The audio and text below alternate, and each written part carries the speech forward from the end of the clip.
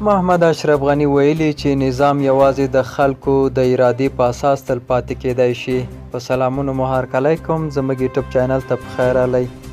که غواړئ په بشپړه توګه معلومات ترلاسه کړئ نو ویډیو راسره تر پایه وګورئ.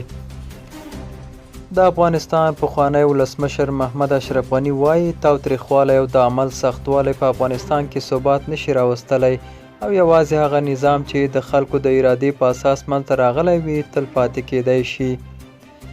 ښاغلي غني د جمعې په ورځ جولای 8 د چنګاښ په 13 د لوی اختر په مناسبت پیغام کې ویلي چې افغانستان په تیرو 40 کلونو کې شاته پاتې شوی دی. د هغه په خبره د ژوند، دین، مال، ټولنې منطق او دلیل څخه ساتنه د اسلام له نظره د امنیت 15 اصول دي او که چیرې امنیت او خوندیتوب د دغه اصولو په اساس رامنځته نشي، د امنیت او خوندیتوب هر ډول ادعا بې پایلې ده. د افغانستان پخوانی ولسمشر محمد اشرف غني په خپل پیغام کې سیاست او حکومتدارۍ ته هم اشاره کړې ده. نظام یوازې د خلکو د ارادې په اساس تل پاتې کیدای شي، له هغه نه بغیر ستونزې او تحرکات رامنځته کیږي.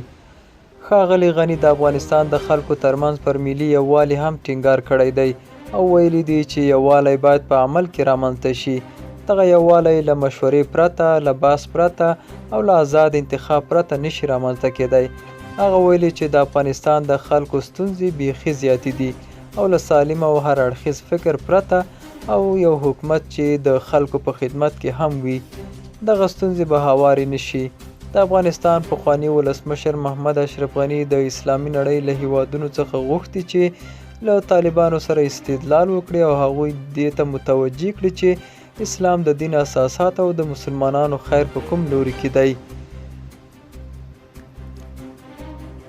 دا په داسې حال کې ده چې طالبانو تر دې مخکې ویلي چې په ټول هیواد کې امنیت ټینګ دی او د قدرت جزیرې له منځه وړي دي.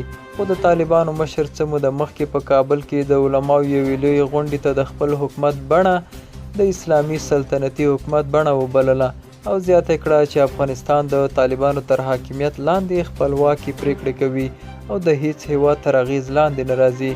دا و زموږ نننۍ چمتو شوی ویډیو. تر بیا ښه وخت، ښې چارې.